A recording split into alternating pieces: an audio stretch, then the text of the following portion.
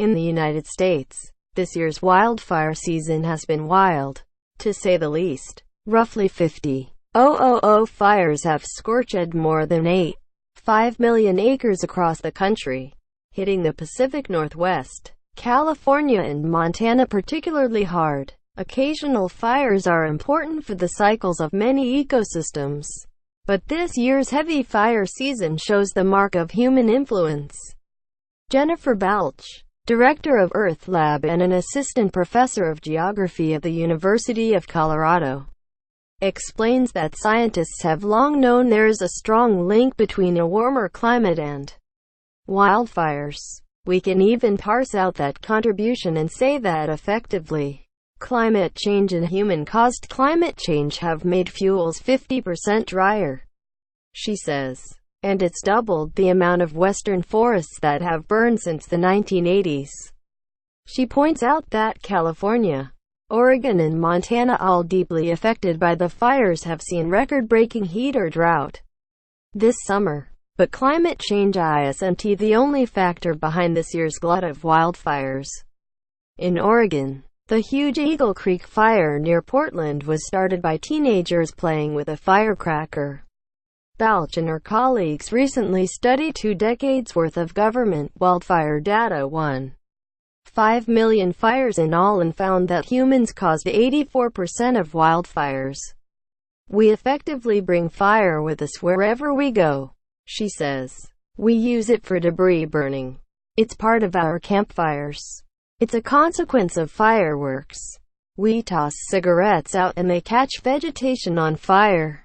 And while lightning strikes tend to be seasonal in the western United States, what people are doing is we're effectively creating a year-round fire season, she says, where we're coupling the ignition availability and the spark that starts those fires with a warmer and extended fire season. Humans also tend to start fires in unusual areas compared with lightning strike fires, adds Hugh Safford, an adjunct professor in environmental science and policy at the University of California, Davis, and a regional ecologist with the Forest Service. Humans are igniting fires usually on the peripheries of urban areas, along highways, very often in canyons, he says, and particularly in a place like the Sierra Nevada, where most of the canyons are aligned with the general wind directions. When people start fires at the bottom of canyons, they race very quickly up into wildlands, and they can become very difficult to contain. So, knowing the impact that we have on wildfires, what can we do to better manage them? Compared with the early 1970s, when a district ranger or a forest supervisor was expected to get a fire out by 10:00 a.m. the next morning, Safford says some burning is now encouraged, and that's the right approach. It's usually called sort of a confine and contain process, where you might build a box in a landscape around the fire and say, if we can keep it in here and if we like the effects, well, just monitor this thing, he says. But when it becomes a problem elsewhere, they can jump on it. After years of fire suppression and warming climates, however, there is a lot of fuel in America's forests. In California alone, more than 100 million trees have died in California as a result of the drought. And we are seeing large and very difficult to control fires in those systems now. Stafford says, removing fuel can be part of the fire management solution in some ecosystems, he says. But it's a massive undertaking, and from a fuel standpoint, he adds, the biggest issues are brush and little trees.